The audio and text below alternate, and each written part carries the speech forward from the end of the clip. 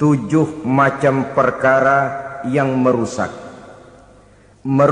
akidah dan keimanan, merusak amal perbuatan yang sudah kita kerjakan, merusak sendi-sendi kehidupan sosial, pendek kata merusak segala hal di dalam kehidupan kita. Jauhilah olehmu 7 macam perkara yang merusak. Yang pertama, asyirku billah, menyekutukan Allah subhanahu wa ta'ala. Agama dimulai dari keyakinan, maka kehancuran agama selalu dimulai dari kehancuran keyakinan, iman atau akidah yang dimiliki oleh seseorang.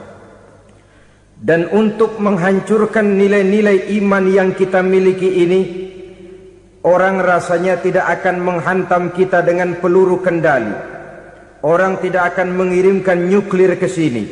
Orang tidak juga akan mengirimkan satuan militernya ke sini. Untuk menghancurkan nilai-nilai iman, dibanjiri kita dengan paham-paham yang merusak dan mendangkalkan akidah. Baik ia bernama materialisme, baik ia bernama sekularisme, baik ia bernama banjirnya maksiat dan munkarat, baik ia bernama banjirnya peradaban dan kebudayaan yang menghancurkan moral daripada anak-anak kita, sedikit demi sedikit melenturkan dan melunturkan nilai-nilai keimanan kita, untuk kemudian pada waktunya nilai iman itu akan bertukar dan berganti menjadi nilai syirik kepada Allah subhanahu wa ta'ala. Atau pada sisi lain, menjadikan yang selain Allah sebagai tujuan akhir daripada kehidupan kita. Sedangkan kita sama-sama maklum bahwa di dalam pandangan agama Islam, dosa yang tidak berampun, dosa yang terbesar, termasuk dalam kategori bapak moyangnya dosa, tidak lain adalah syirik, yakni menyekutukan Allah subhanahu wa ta'ala. Pola penghancuran iman ini memang berstrategi. Ditawarkan kita kepada paham materialisme, paham kebendaan, di mana otak menempati urutan sebagai ranking pertama, Tuhan jatuh pada urutan kedua. Lalu menyusul kepada paham sekularisme, Allah dipisahkan dari seluruh kegiatan hidup ini, untuk pada gilirannya menjadikan yang selain Allah sebagai tujuan akhir daripada seluruh kegiatan hidup kita. Oleh karenanya, kewajiban menjaga nilai-nilai iman ini merupakan kewajiban yang mulia tetapi berat, tidak hanya untuk kita, tetapi juga bagaimana mewariskannya kepada anak-anak kita, generasi yang akan datang. Orang-orang tua bijaksana yang diceritakan di dalam Al-Quran, kalau sudah berpikir tentang anak-anaknya, pertanyaan yang paling mereka risaukan ialah, ma ta'buduna min ba'di. Anakku, kalau pada satu saat aku, ayahmu sudah tidak ada lagi di dunia ini, meninggalkan kamu semua, ma ta'buduna min ba'di, apa yang akan kamu sembah nak? Jikalau sekarang ayahmu masih mau ke masjid, masih mau melakukan rukuk dan sujud, masih beribadah menyembah Allah subhanahu wa ta'ala, kalau orang tuamu sudah tidak ada, ma ta'buduna min ba'di, masihkah engkau mau datang ke masjid? Masihkah engkau mau rukuk dan sujud? Masihkah engkau mau menyembah Allah subhanahu wa ta'ala? Pertanyaan ini yang dipikirkan oleh Nabi Yakub kepada putra-putranya. Pertanyaan ini yang diteruskan oleh Nabi Ibrahim kepada anak-anaknya. Pertanyaan ini yang diwariskan oleh generasi ulama'us salafus saleh kepada para generasi berikutnya. Bagaimana kita generasi sekarang? Kita orang-orang tua sekarang bukan berfikir ma ta'buduna min ba'di, malah yang kita fikirkan ma ta'kuluna min ba'di. Kalau bapak tidak ada nanti kamu makan apa nak? Perkara kamu nyembah apa urusan nomor 18. Yang penting kamu nanti hidup bisa makan, nak. Maka kita sibuk mewariskan harta kepada anak-anak kita. Kita sibuk mewariskan kebun dan tanah kepada anak-anak kita. Kita sibuk mewariskan pabrik kepada anak-anak kita, sementara kita lupa mewariskan intan yang paling mahal, mewariskan mutiara yang paling berharga, yaitu nilai iman kepada Allah Subhanahu wa ta'ala. Alangkah baiknya apabila warisan harta, warisan tanah dan kebun, warisan rumah dan pabrik didasari lebih dahulu dengan mewariskan nilai iman kepada Allah Subhanahu wa ta'ala. Sebagai orang-orang tua, kita boleh bersedih kalau anak kita tidak mengerti komputer. Kita boleh bersedih kalau anak kita tidak mengerti matematika. Kita boleh bersedih kalau anak kita tidak mengerti bahasa Inggris.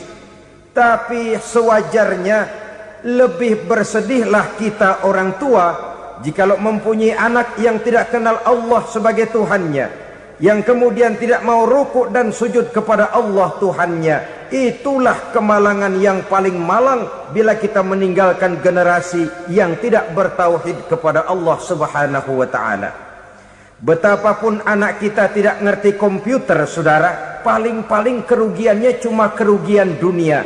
Masuk dia ke alam barzakh, munkar nakir tidak akan sempat tanya kau belajar komputer apa tidak. Kumpul dia di padang mahsyar, malaikat juga tidak akan tanya matematikamu nilainya berapa. Yang ditanya kau kenal Allah, kau rukuk dan sujud kepadanya, kau pernah datang ke masjid.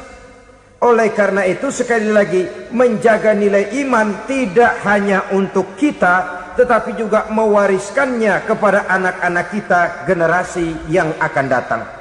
Sungguh kemalangan yang paling besar apabila kita meninggalkan anak-anak kita, mereka kita tinggalkan lemah ekonominya, itu tidak baik. Mereka kita tinggalkan lemah otaknya, itu pun akan membuat mereka tertinggal oleh yang lain. Tapi yang paling celaka, jikalau kita tinggalkan mereka dalam kondisi lemah imannya, rapuh akidahnya, tidak baik dan tidak betul keyakinan hidupnya. Oleh karena itu Nabi berpesan, jauhilah 7 perkara yang merusak. Yang pertama, syirik kepada Allah Subhanahu wa ta'ala. Menyekutukan Allah baik dalam ucapan, dalam keyakinan, ataupun dalam perbuatan. Ini perkara pertama yang termasuk 7 perusak besar di dalam kehidupan. Kalau sudah jatuh kita ke lembah syirik, bagaimanapun banyak kebaikan yang kita kerjakan, berjiwa sosial, bertangan pemurah, gemar menolong orang lain, kalau memang dasarnya syirik, maka seluruh kebaikan kita akan hancur, tidak akan ada nilainya dalam pandangan Allah Subhanahu wa ta'ala. Dalam pandangan manusia mungkin kita dicatat sebagai orang sosial, gemar menolong orang lain, tidak berpangku tangan melihat orang yang mendapat kesulitan. Tapi oleh karena dasarnya syirik, dasarnya tidak mentauhidkan Allah, maka seluruh nilai kebaikan yang kita kerjakan tidak akan ada nilainya dalam pandangan Allah Subhanahu wa ta'ala. Maka jagalah iman kita jangan sampai dihinggapi penyakit syirik yang bagaimana kecilnya sekalipun. Sekali lagi, baik syirik dalam bentuk ucapan, syirik dalam bentuk keyakinan, sampai kepada syirik dalam bentuk perbuatan, kita berhindar kepada sifat-sifat yang sedemikian itu. Karena apa? Dalam satu ayat Quran Allah Subhanahu wa ta'ala menjelaskan, innallaha la yaghfiru ayyushraka bih wa yaghfiru ma duna dzalika liman yasha. Allah tidak akan memberi ampun kepada orang-orang yang menyekutukannya, tapi Allah masih mau memberikan ampun kepada dosa-dosa yang selain itu bagi orang-orang yang dikehendakinya. Dosa selain syirik, apabila kita bertaubat, Allah masih mau mengampuni. Tapi kalau sudah jatuh ke tempat syirik, itu sudah dosa yang tidak berampun. Taubatnya tidak lain melepas syirik, kembali kepada tauhid, berkeyakinan bahwa hanya ada Allah Subhanahu wa ta'ala, Tuhan satu-satunya, yang lam yalid walam yulad walam yakul lahu kufuwan ahad. Tidak beranak, tidak pula diperanakkan, dan tidak satu pun yang dapat menyerupai Tuhan Allah Subhanahu wa ta'ala. Saudara-saudara kaum muslimin rahimakumullah, bahwa kita di zaman sekarang memang tidak menyembah berhala, ya. Bahwa kita tidak berterang-terangan mengatakan Tuhan lebih dari satu, memang. Bahwa kita tidak berkeyakinan Tuhan itu punya anak atau diperanakkan, tentu. Tapi dalam perbuatan dan i'tiqad kita kadang-kadang jatuh tanpa kita sadari ke tempat yang bernama syirik ini. Oleh karenanya, di zaman di mana teknologi makin canggih, di mana kemajuan pembangunan makin menjangkau berbagai aspek kehidupan, diperlukan keseimbangan antara kemajuan fisik material dengan kemajuan mental spiritual. Apabila tidak ada keseimbangan yang terwujud, tentulah kepincangan yang diawali dengan pincangnya cara kita berpikir, sehingga pada akhirnya akan mengarah kepada pincangnya cara kita berbuat dan bertindak di dalam kehidupan kita. Oleh karena itu Nabi berpesan, jauhilah sifat syirik, karena syirik merupakan dosa yang teramat besar. Ini sifat merusak yang pertama. Yang kedua kata Nabi, wasihra, jauhilah sihir. Sihir ini juga termasuk perkara yang merusak kehidupan. Kita semua sama-sama maklum bahwa sihir sebenarnya bukan persoalan baru. Sejak sebelum datang Islam, sihir itu sudah ada. Di zaman Yunani kuno sihir ada, di zaman Mesir kuno, di zaman Cina kuno, dan yang lain-lain yang serba kuno, sihir itu sudah ada. Bahkan para nabi pun, para rasul yang diutus oleh Allah Subhanahu wa ta'ala, senantiasa berhadapan dengan ahli-ahli sihir untuk menguji kebenaran dari misi yang mereka bawa. Sihir adalah perbuatan di luar kebiasaan yang bisa dikerjakan oleh ahlinya dengan bantuan jin atau setan. Hukum mempelajari sihir adalah haram, mengamalkannya lebih haram lagi.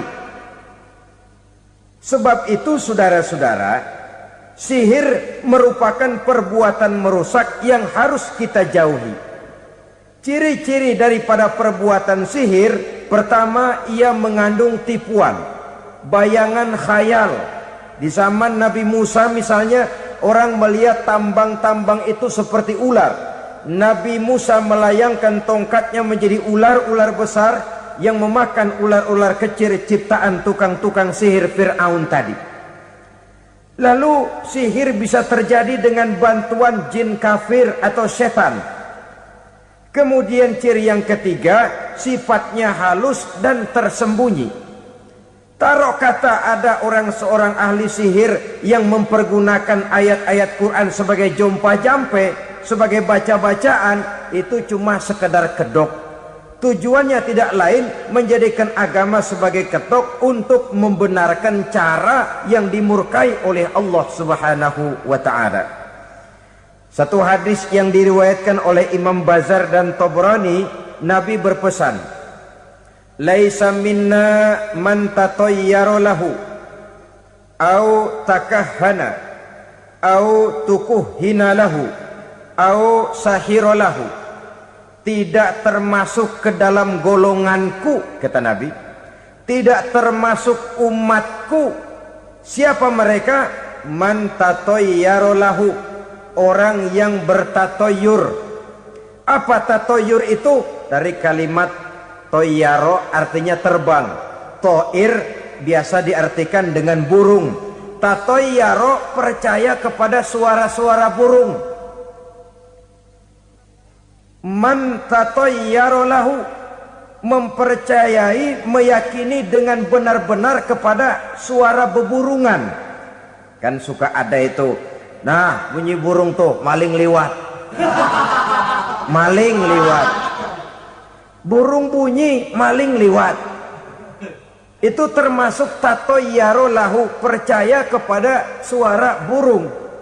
Kan aneh kalau suara orang nggak dipercaya, suara burung malah dipercaya. Ada ustadz ceramah, kiai ngaji, nggak mau didengerin, burung dengerin bener. Nah, suaranya dari sebelah mana? Belah kulon. Nah, itu tandanya ano.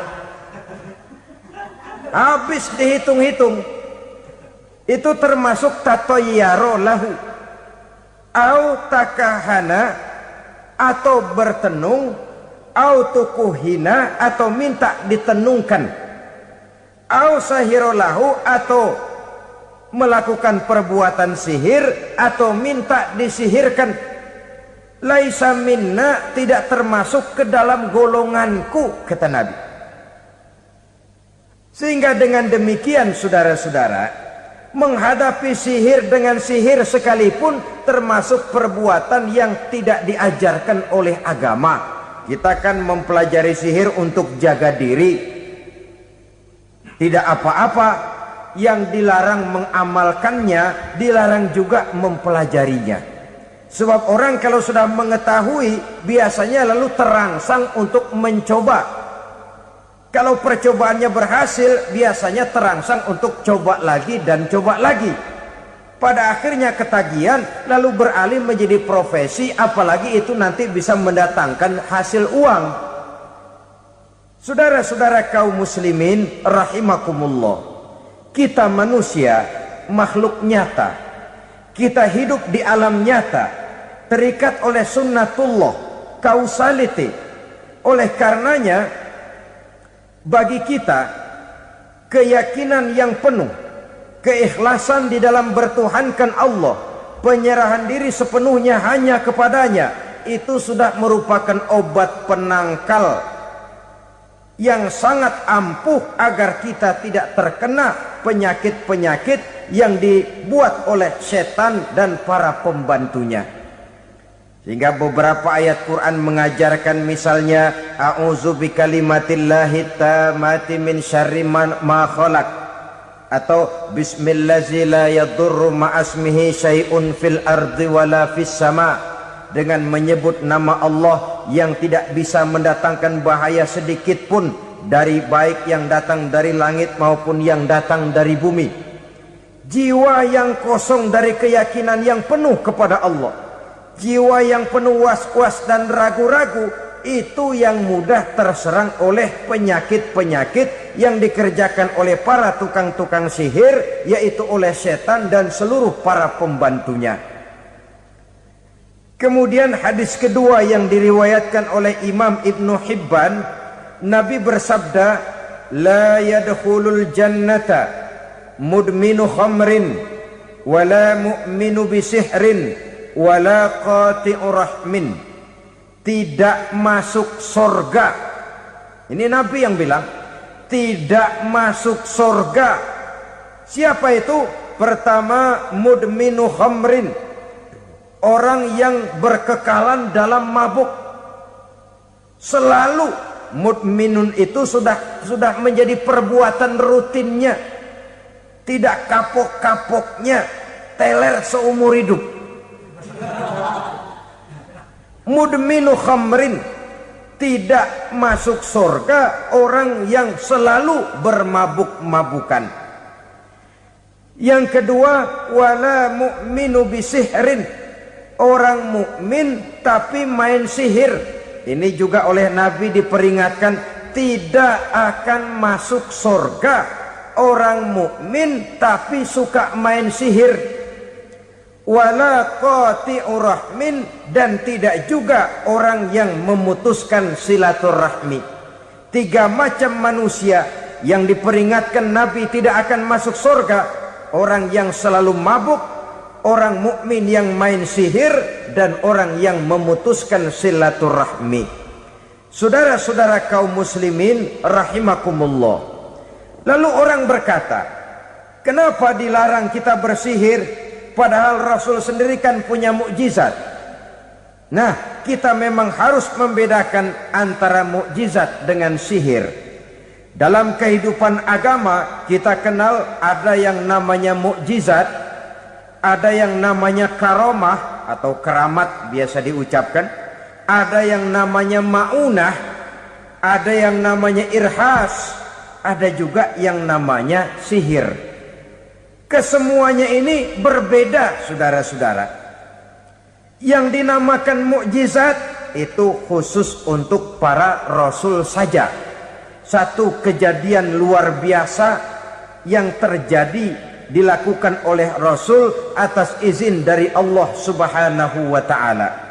Perbedaannya dengan sihir jelas. Sihir dari setan, mukjizat dari Allah. Sihir bisa dipelajari, mukjizat tidak. Sihir umumnya untuk maksud-maksud yang tidak baik, sedangkan mukjizat untuk memperkuat kebenaran yang disampaikan oleh para rasul dan ditentang oleh umatnya.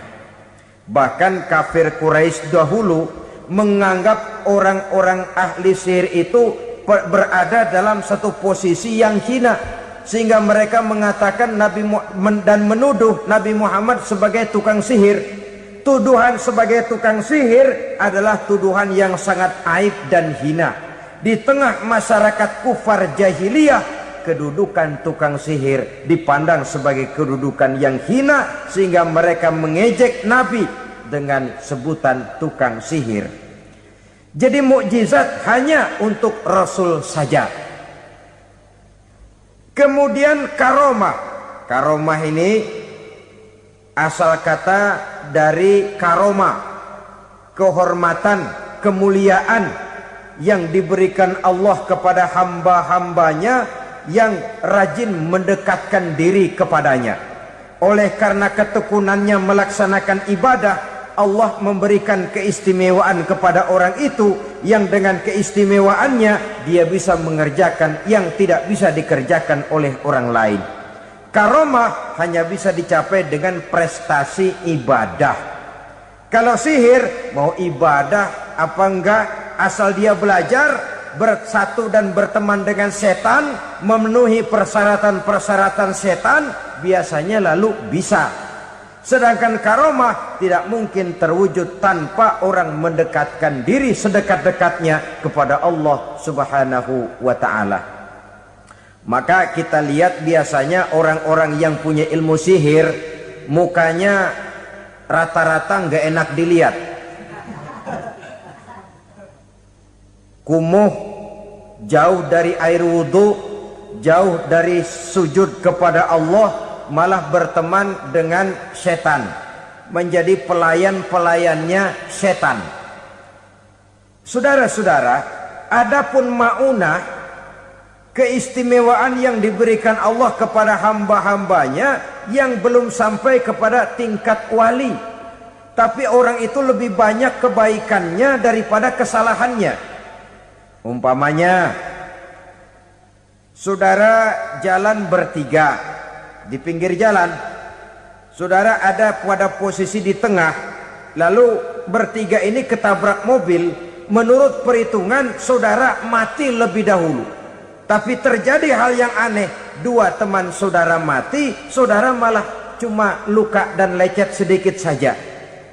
Apa itu? Kalau kita lebih banyak kebaikannya daripada kesalahannya, itu yang dinamakan maunah, pertolongan yang diberikan Allah kepada hamba-hambanya yang lebih banyak kebaikannya daripada kesalahannya.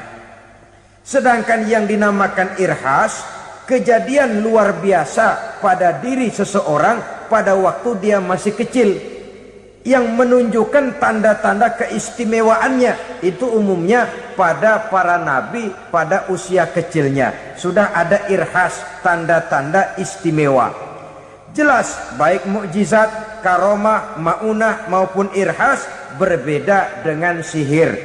Sihir ini jelas saja merupakan bantuan dan persekutuan antara manusia dengan setan. Padahal setan, kata Allah dalam Al-Quran, innahu lakum aduwwum mubin, sesungguhnya setan bagi kamu adalah musuh yang sangat jelas.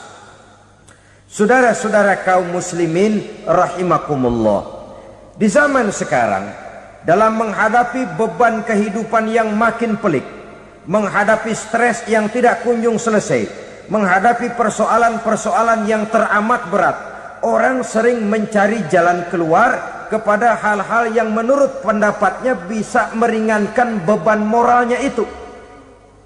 Pergilah dia mencari sesuatu yang dapat meringankan bebannya. Dan tidak jarang yang jatuh ke pangkuan tukang-tukang tenung, ke pangkuan tukang-tukang sihir, yang mereka itu oleh Quran dijelaskan kadzabal munajjimun walau sodaku. Tukang-tukang tenung, tukang-tukang sihir, mereka itu bohong walaupun benar. Maksudnya bohong walaupun benar artinya kalau yang mereka kerjakan benar, itu sih kebenaran. Benar dengan kebenaran itu lain. Kebenaran, kebetulan bisa, tapi tidak untuk selalu. Apalagi kalau itu sudah membahayakan kehidupan orang lain. Jadi oleh karena itu Nabi berpesan, jauhilah daripada sihir. Kalau sudah jauhilah dari sihir artinya ya jauhilah daripada mempelajarinya, jauhilah daripada bergaul dengan orang-orang yang ahli di bidang itu, karena dari pergaulan segalanya bisa menular.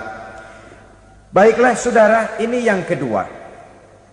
Yang ketiga pesan Nabi, wa qatlan nafsil lati harramallahu illa bil haq. Membunuh orang lain dengan cara yang tidak benar, membunuh orang yang diharamkan oleh Allah Subhanahu wa taala untuk melakukannya kecuali dengan alasan yang benar. Kita tahu Islam adalah agama damai sesuai dengan namanya. Ia tidak dikembangkan dengan pedang dan kekerasan. Ia dikembangkan dengan keteladanan dan tuntunan moral. Oleh karena Islam bukan agama kekerasan, Islam pun tidak mementingkan dan mengajarkan kekerasan kecuali dengan alasan yang benar dan bisa dipertanggungjawabkan. Membunuh dengan sengaja, menghilangkan nyawa orang lain tanpa alasan yang bisa dibenarkan adalah merupakan dosa besar dan satu di antara 7 perkara yang bisa mendatangkan kerusakan dalam kehidupan dan yang hendaknya harus kita jauhi. Saudara-saudara kaum muslimin rahimakumullah, beberapa waktu yang lalu di sebuah kota kecil yang indah bernama New Auckland. Saudara tahu New Auckland? Itu dari Gunung Kidul masih ngidul lagi. Pernah diadakan satu seminar yang membicarakan bagaimana menyelamatkan masyarakat manusia dari bahaya Perang Dunia Ketiga. Diperkirakan kalau terjadi Perang Dunia Ketiga, manusia tidak akan tersisa. Sebab apa? Pada waktu itu cadangan nuklir yang dimiliki oleh bersama Amerika dan Rusia konon sudah sanggup memusnahkan 6 miliar manusia pada saat jumlah manusia baru 5 miliar. Jadi kelebihan nuklir dunia ini. Kalau terjadi Perang Dunia Ketiga, sulit manusia untuk tersisa. Maka dibahaslah di dalam seminar itu, wah, supaya tidak terjadi Perang Dunia Ketiga, maka perlombaan membuat senjata-senjata canggih, alat-alat pembunuh modern harus segera dibatasi. Dibahas, tidak mungkin kita membatasi perlombaan membuat senjata. Kenapa? Makin maju ilmu dan teknologi, makin canggih senjata yang ditemukan. Atom sudah meningkat menjadi nuklir, nuklir sudah meningkat menjadi neutron, dan kita tahu bom yang bernama neutron ini bom yang cukup membunuh tanpa perlu merusak. Artinya kalau dia diledakkan di kota kita ini, bangunan utuh, jembatan tidak ambruk, rumah-rumah tetap berdiri, tapi semua yang bernama hidup mati. Itu katanya lebih sopan dari bom atom. Sebab kalau si atom ini sudah membunuh, merusak pula. Neutron cukup membunuh saja tanpa perlu merusak. Jadi majunya senjata-senjata teknologi sebagai akibat yang logis dari kemajuan ilmu pengetahuan ini tidak bisa kita batasi. Dan memang sebenarnya yang bahaya bukan senjatanya, tapi manusia yang mengendalikan senjata itu. Mereka kembali kepada prinsip the man behind the gun. Bukan senjatanya yang bahaya, tapi manusia yang mengendalikan senjata itu yang bahaya. Walaupun senjatanya modern, katakanlah model M16 umpamanya, kalau yang mengendalikannya orang beriman, insya Allah aman. Tapi biar megang cuma senapan angin, kalau yang megang orang brutal, ngeri kita deket-deket. Apalagi kalau memang bukan ahlinya menggunakan senjata, bisa ngeker kaki kena jidat.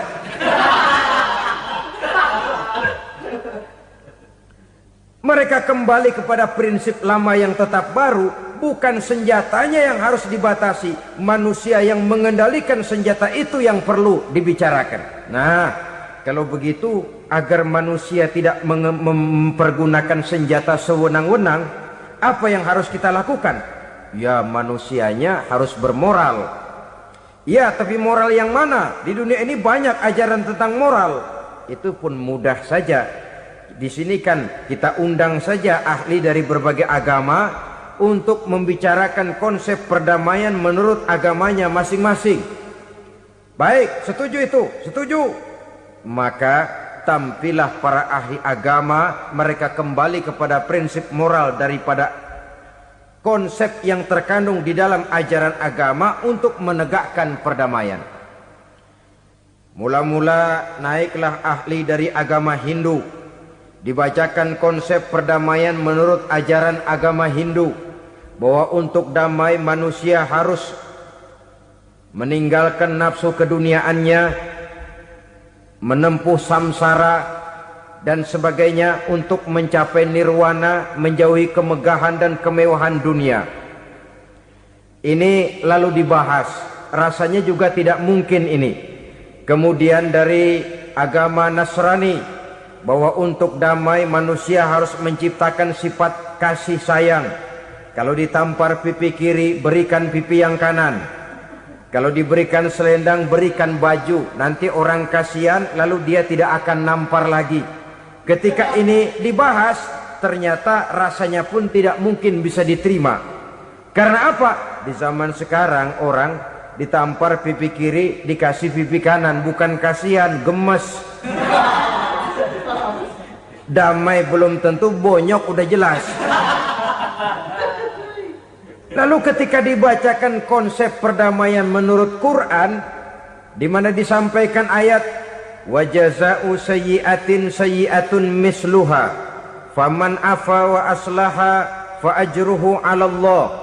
Balasan terhadap satu kejahatan adalah kejahatan yang seimbang, tetapi barang siapa yang memberi maaf dan mencari jalan damai, itulah yang terbaik dan akan mendapat pahala dari Allah Subhanahu wa taala.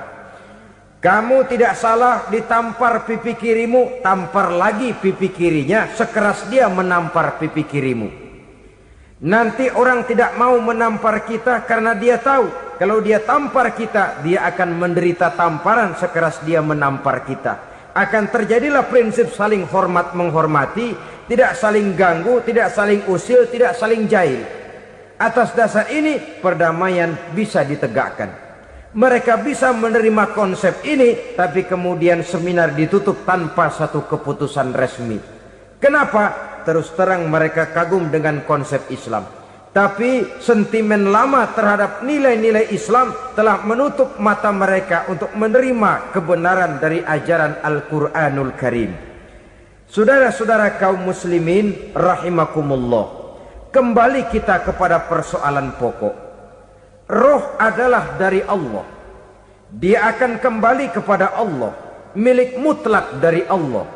Tidak pantas kita merampasnya dari orang lain. Tidak wajar kita menghilangkannya tanpa alasan yang dibenarkan oleh agama.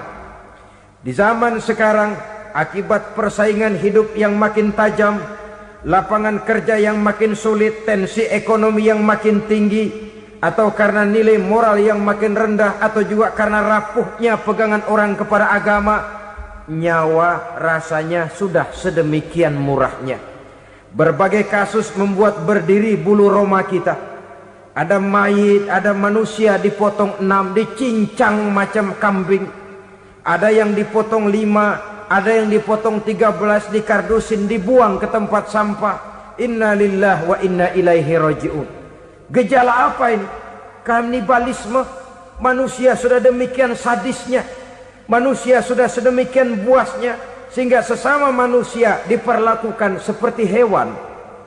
Padahal hewan sendiri belum pernah macan makan macan, bagaimanapun buasnya macan. Belum pernah serigala memakan serigala, bagaimanapun brutalnya serigala. Tetapi manusia makan manusia di zaman sekarang kadang jadi kenyataan dalam kehidupan kita. Kadang persoalannya remeh saja. Soal uang 200 perak, pisau bicara, nyawa melayang. Soal rokok sebatang, celurit bicara, nyawa melayang. Soal-soal yang sama sekali tidak prinsip, begitu mudah kita menghilangkan nyawa orang lain. Padahal Nabi pernah memperingatkan, apabila dua orang muslim sudah berkelahi dan berbunuh-bunuhan, al-qatil wal maktul finnar, yang membunuh dan yang terbunuh dua-duanya neraka. Sahabat heran, ya Rasul, kalau yang terbunuh, kalau yang membunuh masuk neraka itu sih wajar, tapi yang terbunuh kenapa neraka juga? Beliau menjawab, dua-duanya sudah punya niat untuk saling membunuh. Niatnya itu yang diponten. Yang terbunuh cuman lagi apes aja, keduluan dia. Umpama tidak terbunuh, pasti dia yang akan membunuh. Oleh karenanya al-qatil wal maktul, yang membunuh dan yang dibunuh finnar, dua-duanya masuk ke dalam neraka.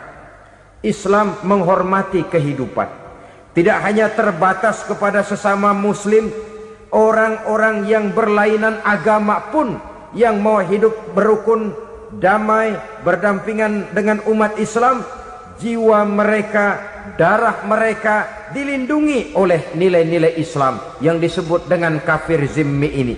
Mengganggu mereka sama saja dengan mengganggu aku, kata Nabi. Jadi oleh karena itu, sayangilah sesama. Kehidupan adalah anugerah Allah, bukan wewenang kita untuk mencabutnya dari orang lain, bukan wewenang kita untuk merampas dan menghilangkannya dari orang lain. Apa yang tidak enak terjadi pada diri kita, begitu pula lah apabila terjadi pada diri orang lain. Sehingga Nabi mengatakan, la yu'minu ahadukum hatta yuhibba li akhihi ma yuhibbu li nafsihi.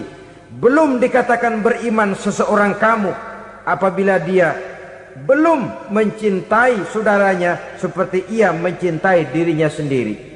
Apa yang enak dirasakan oleh orang lain, enak juga dirasakan oleh dia. Mengukur orang lain dengan diri sendiri.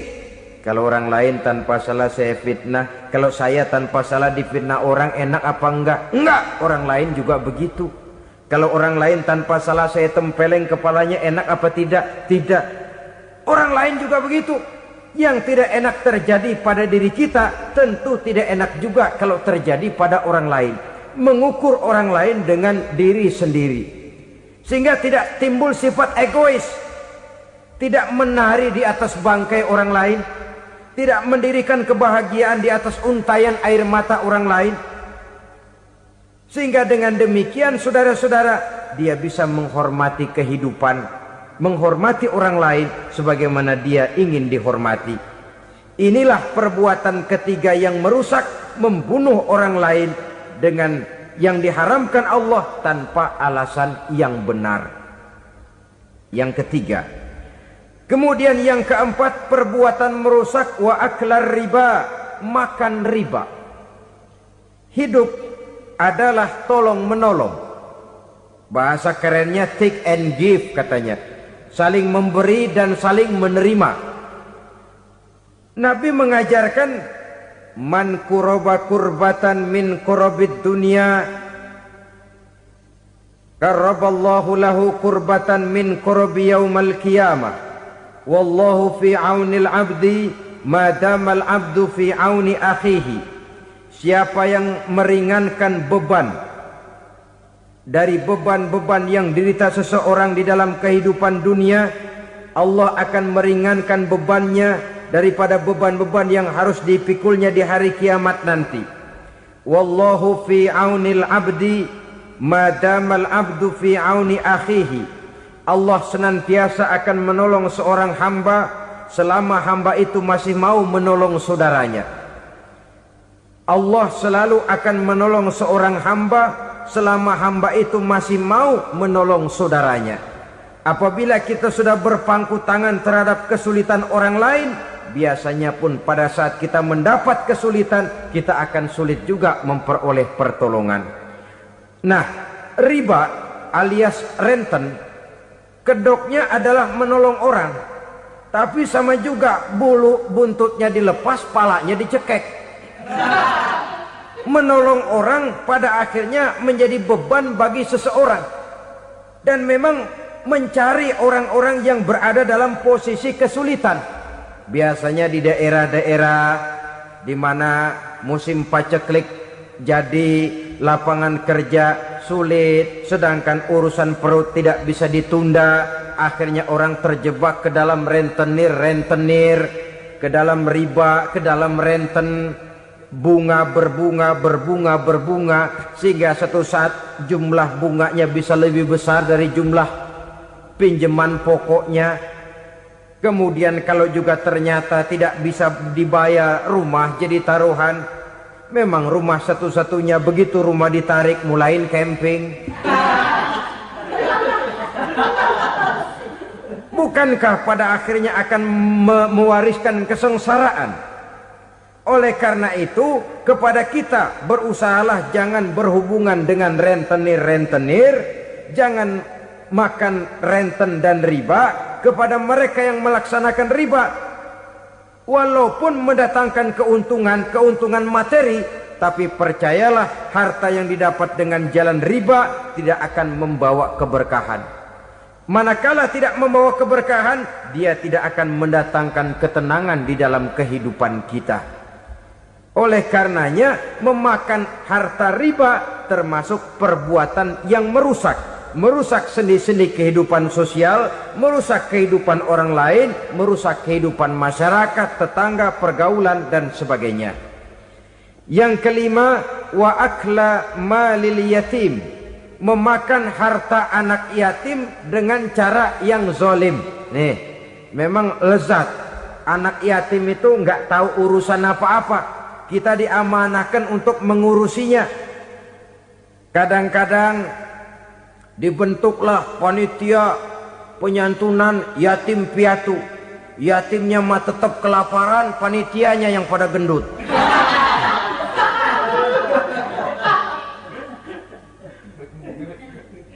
Padahal memakan harta anak yatim termasuk perbuatan dosa besar. Dan menjantuni yatim merupakan perbuatan mulia. Nabi mengatakan, ana wa kafilul yatim kahataini yaumal qiyamah. Aku dan orang-orang yang menyantuni anak yatim seperti dua jari ini pada hari kiamat nanti. Dekat sekali. Jikalau ingin di hari akhir nanti dekat dengan Rasul, bersahabatlah dengan anak-anak yatim. Jadilah pengurus anak-anak yatim. Bangunlah panti-panti asuhan yatim. Pada saat bapak ibunya meninggal, kitalah yang menjadi orang tuanya. Bahkan sedemikian besar perhatian Islam terhadap anak-anak yatim ini, sehingga Quran memberikan peringatan, ara'aital ladzi yukadzibu biddin fadzalikal ladzi yad'ul yatim wa la yahuddu ala ta'amil miskin. Tahukah kamu siapa orang yang mendustakan agama? Beragama tapi dianggap dusta, solatnya dusta, puasanya dusta, karena agamanya sudah berdusta. Siapa mereka? Fazalikal ladzi yad'ul yatim, orang yang menyia-nyiakan anak yatim. Wala yahuddu ala ta'amil miskin, dan tidak pernah memberi makan kepada orang-orang yang menderita kemiskinan, menyia-nyiakan, meninggalkan anak yatim, termasuk perbuatan yang divonis kita sebagai orang yang mendustakan agama. Saudara-saudara kaum muslimin rahimakumullah, maka sangat dicela mengeksploitir anak-anak yatim, menjadikan mereka sebagai kedok untuk mencari kekayaan pribadi. Tetapi jikalau ikhlas, ganjarannya sangat besar, nilai pahalanya sangat besar. Menyantuni yatim tidak hanya setahun sekali. Kalau Muharram pakai istilah lebaran yatim, dibentuklah panitia, diberilah beras, uang 45.000 rupiah, alhamdulillah. Tapi jangan lupa, si yatim tidak hidup cuma satu hari. Dia tidak hidup cuma di bulan Muharram saja, dia hidup 12 bulan dalam setahun. Sebagaimana anak-anak yang lain, dia juga berhak punya masa depan. Dia juga berhak menikmati bangku sekolah. Dia berhak mengenyam arti dan makna pendidikan. Dia berhak membekali diri dengan ilmu dan pengetahuan seperti halnya anak-anak yang lain. Maka kita yang diberikan keluasan oleh Allah, ingatlah itu, bersahabatlah dengan anak-anak yatim, santuni mereka. Perkara setahun sekali di bulan Muharram, alhamdulillah, itu bagus, bin Thayyib alias baik. Tapi tentu dan tentu sekali lagi, si yatim tidak hanya hidup di bulan Muharram. Dia hidup 12 bulan dalam setahun, 24 jam di dalam sehari. Oleh karenanya, menyia-nyiakan mereka pada saat posisi kita memang mampu akan memojokkan kita dalam satu posisi di mana kita dianggap sebagai orang yang mendustakan agama, memakan harta anak yatim dengan cara yang zolim. Bapaknya udah meninggal, kebunnya lebar, anaknya dikelecehin. Nah, dah kamu gak usah pusing, nanti saya yang ngurus. Akhirnya bukan ngurus, nguras. Si yatim mungkin tidak tahu bahwa dia disia-siakan, haknya diambil, miliknya dizolimi. Tapi Allah yang akan membalasnya dengan seadil-adilnya. Maka makan harta anak yatim biasanya balasannya tokcer bin paten. Nggak banyak selang tempo itu, nggak percaya cobain dah. Nyobain aja kan nggak bayar, umpama. Memakan harta anak yatim dengan cara yang zolim, ganjarannya biasanya kontan. Kenapa? Ratapan si miskin, untayan air matanya, jeritan kepedihan hatinya, membuka pintu langit, permohonannya diijabah, getaran hatinya didengarkan oleh Allah. Maka balasannya biasanya kontan, spontan, tidak menunggu waktu terlalu lama. Itu di dunia, belum lagi di akhirat nanti. Bukankah dalam riwayat Mi'raj diceritakan Nabi melihat di neraka itu orang perutnya sebesar rumah? La haula wala quwata. Itu perut kayak rumah, bagaimana jalannya tuh orang? Dan memang gak jalan, diseret-seret oleh malaikat di neraka itu. Hancur perutnya, amburadul itu perut. Berantakan isinya, dibulatkan lagi, diseret lagi, hancur lagi, dibulatkan lagi. Sampai Nabi tanya, orang itu begitu berat siksanya kenapa ya Jibril? Itu Muhammad, waktu di dunia dulu rakus banget makan harta anak yatim. Begitu vonisnya, begitu menyedihkan nasibnya di akhirat. Tapi di dunia pun ketidakberkahan itu sudah membayangi kehidupannya. Oleh karena itu, kepada saudara-saudara yang mendapat titipan anak yatim, berbahagialah, karena semulia-mulia rumah adalah rumah yang di dalamnya ada anak yatim yang disantuni. Sehina-hina rumah adalah rumah di mana di dalamnya ada anak yatim yang disia-siakan. Begitu kata Nabi kita. Rumah yang paling mulia dalam pandangan Allah, rumah yang di dalamnya ada anak yatim yang disantuni. Rumah yang paling hina dalam pandangan Allah, rumah yang di dalamnya ada anak yatim yang nasibnya disia-siakan. Berbahagialah saudara apabila menjadi penyantun anak-anak yatim, pelindung mereka, sehingga mereka mempunyai masa depan sebagaimana anak-anak lainnya.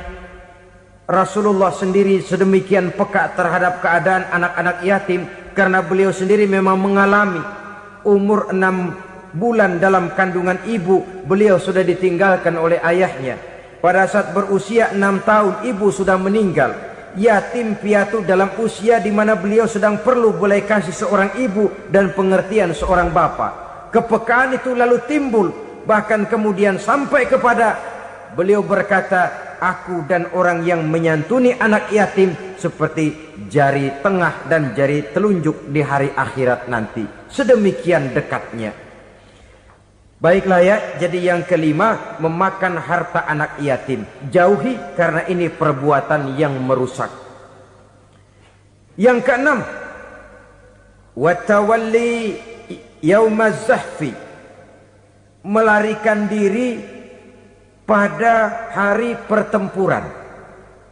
Apa ini? Khianat, tidak konsekuen dengan konsep perjuangan. Pada mulanya keras benar teriak berantas korupsi, ganyang korupsi, cuma karena belum dapat giliran. Begitu dia naik dapat kesempatan, korupsinya lebih edan dari yang diteriakinya. Ini termasuk tawalli yaumaz zahfi, berpaling pada hari peperangan. Di saat menghadapi musuh, kalau belum kelihatan musuh, teriaknya nyaring bener. Jangan takut demi kebenaran sampai titik darah yang paling penghabisan. Musuh belum kelihatan. Begitu musuh sudah kelihatan, paling dulu lari ke belakang. Kalau diajak berjuang ada saja alasannya. Sehingga Quran memberikan peringatan kepada kita semua. Mengapa kamu ini berat? Kalau sudah diajak berjuang di jalan Allah, kakimu seperti terhunjam berakar di perut bumi. Berat untuk melangkah berjuang. Lari dari pertempuran tidak konsekuen dengan konsepsi perjuangan. Mau enaknya saja. Dalam kondisi yang sulit lalu berpangku tangan. Ini termasuk ciri munafik yang di dalam Al-Quran disindir dengan bahasa kullama adha'a lahum masyaufi wa iza azlama alaihim qamu. Waktu terang mereka jalan, giliran gelap mereka mandek. Artinya, maksudnya, kalau giliran ada untungnya aja, rame-rame teriak Islam.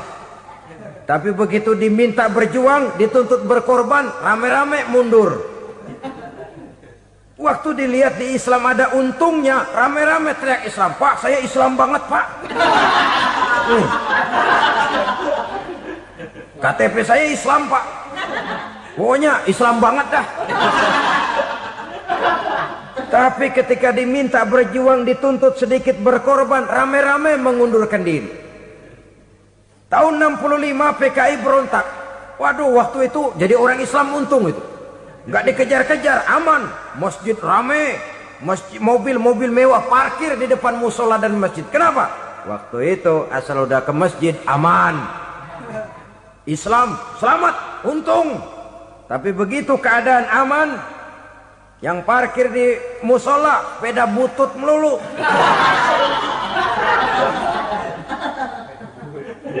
Waktu terang mereka jalan, waktu gelap mereka berhenti. Dikala di Islam ada untungnya, baru wah Islam bagus, Islam hebat. Tapi waktu dilihat ada kerugian, jangan bawa-bawa Islam dah. Jangan bicara soal Islam, ini kan bukan soal agama. Bukan soal agama. La haula wa la quwata illa billah. Beragama kita ambil talfik fid din, mengambil yang enteng-enteng saja dalam urusan beragama ini. Tidak konsekuen kita dengan Islam kita. Seolah kita mau memilih mana yang terasa cocok sama selera kita, kita teriak Islam. Beratan aja dikit, rame-rame berpaling. Itu termasuk tawalli yaumaz zahfi. Para pengkhianat, mental-mental hipokrit yang tidak mau konsekuen menghadapi segala bahaya. Itu termasuk perbuatan yang merusak. Kenapa? Kalau cuma dia saja yang lari, mungkin tidak jadi soal. Tapi larinya ini akan mempengaruhi orang lain. Nah, pengaruhnya itu yang dicegah. Sebab kalau satu sudah mulai lari, yang lain mulai ngelirik. Ketika yang dilirik kemudian tidak ada reaksi, dia akan ikut lari. Artinya apa? Seorang muslim harus konsekuen dengan konsep perjuangannya, dengan keyakinan keagamaannya, dan tidak memilih yang enak-enak saja di dalam kehidupan beragama. Lari dari pertempuran, bermental khianat, mengkhianati agama, merupakan satu di antara sifat yang merusak. Terakhir saudara,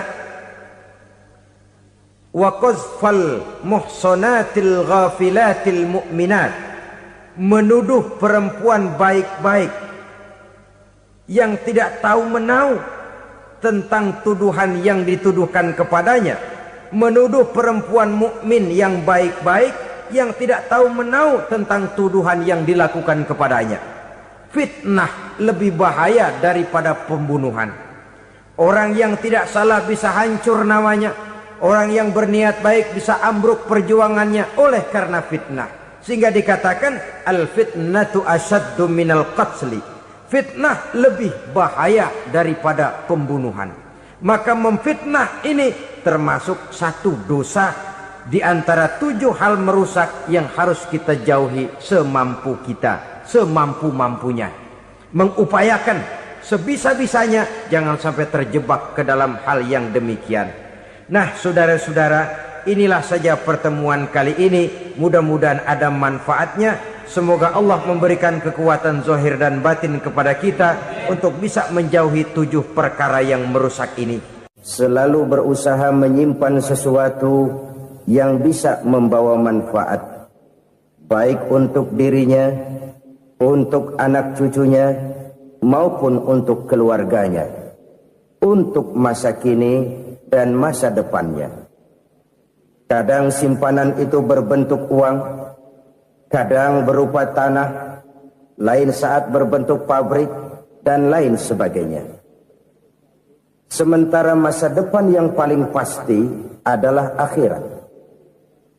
Jika untuk masa depan dunia kita rela memeras keringat, membanting tulang, pergi pagi dan pulang petang, menyimpan uang, menyimpan tanah, menyimpan pabrik, pernahkah kita merenung jika satu saat kiamat datang, kita dibangkitkan dari kubur masing-masing, berdiri di padang mahsyar untuk mempertanggungjawabkan seluruh kegiatan hidup kita di dunia ini, lalu kita akan menuju ke alam akhirat. Sudahkah kita mempunyai simpanan untuk akhirat kita? Pada pertemuan kali ini saya ingin menyampaikan sebuah hadis di mana Rasulullah sallallahu alaihi wasallam bersabda, arba'un min kanzil jannah. Simpanan sorga ada 4 macam. Yang pertama, ikhfa'us sadaqah, menyembunyikan sedekah. Saudara-saudara kaum muslimin, sebagaimana yang kita maklum bahwa Allah Subhanahu wa taala melebihkan sebagian rezeki dari kita terhadap yang lain. Ada yang kaya, ada yang setengah kaya, ada yang miskin, ada yang setengah miskin, dan selanjutnya. Ada yang gajinya kecil tapi penghasilannya gede. Ada yang penghasilannya gede tapi nggak punya gaji. Ada juga yang memang gajinya gede dan penghasilannya gede. Kelebihan rezeki merupakan sunnatullah dan tidak harus membuat kita merasa lebih dari yang lain. Bahkan sebaliknya, kelebihan itu harus membuat kita ringan tangan untuk menolong mereka yang memang memerlukan pertolongan. Kalau saudara diberikan ilmu, maka pertanyaan akhirat cuma satu, ilmumu kau amalkan untuk apa? Kalau saudara diberikan umur yang panjang, pengadilan akhirat juga bertanya satu, umurmu kau habiskan di mana? Tapi kalau saudara diberikan harta, pengadilan akhirat akan bertanya 2, hartamu kau dapat dari mana, kau belanjakan kemana. Dari mananya ditanya, dan kemananya juga ditanya. Oleh karena kita akan dimintakan pertanggungan jawab, maka amanah yang bernama harta ini harus kita gunakan dengan sebaik-baiknya.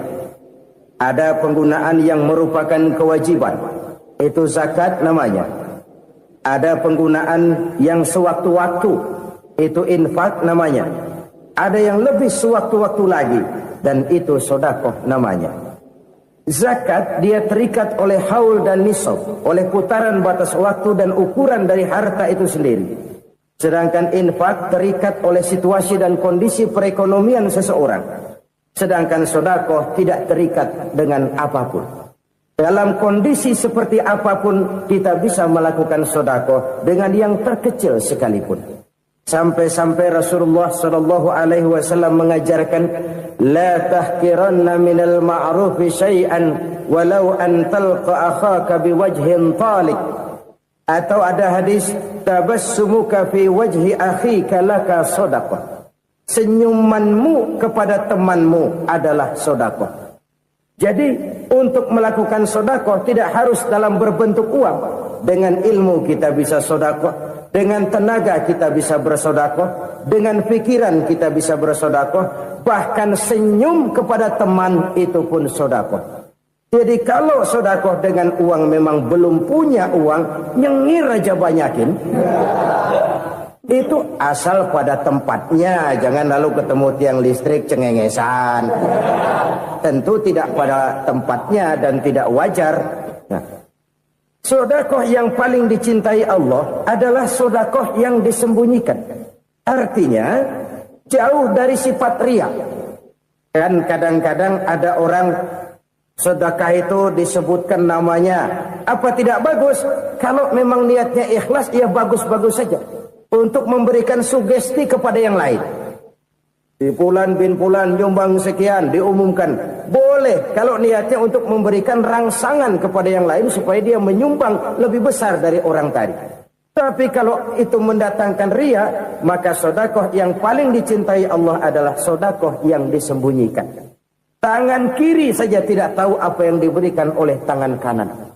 Sedekah yang dilakukan dengan ikhlas akan merupakan perbendaharaan surga, tersembunyi dari pandangan orang lain, tidak seorang pun tahu. Karena memang sikap yang baik adalah melupakan kebaikan dan mengingat kesalahan. Itu salah satu ciri orang bahagia. Orang yang selalu mengingat kesalahannya dan berusaha melupakan segala kebaikannya. Kalau dia akan ada kebaikan, dia tidak bisa ikut, dia merasa rugi karena dia merasa belum pernah berbuat baik. Tapi kalau akan melakukan kesalahan baru, dia ingat kesalahan yang sudah-sudah, sehingga terhalang baginya untuk melakukan satu kesalahan baru. Demikianlah saudara-saudara, bahwa Allah melebihkan rizki sebagian kita dari yang lain, agar terjadi tolong-menolong dalam kehidupan ini. Jadi kesenjangan yang nature, kesenjangan yang alami, itu sunnatullah. Ada yang kaya, ada yang miskin, ada yang kelas menengah. Nah, kenapa lalu sekarang kita berusaha mengentaskan kemiskinan? Oleh karena adanya kesenjangan struktural. Kalau yang kaya bisa semakin kaya, kenapa yang miskin tidak bisa naik jadi ikut sedikit kaya? Sebab pada dasarnya Islam adalah agama yang sejak turunnya sudah berupaya memerangi kemiskinan. Bahkan dikatakan kemiskinan itu mendekatkan kepada kekufuran. Orang kalau miskin udah dekat banget sama kafir. Gampang menjadi kafir. Berapa banyak saudara-saudara kita yang oleh karena soal perut, oleh karena soal materi, terpaksa meninggalkan dan menanggalkan akidahnya. Menjual petunjuk yang diberikan Allah dengan kesenangan dunia yang cuma sebentar ini. Na'udzubillah, thumma na'udzubillah.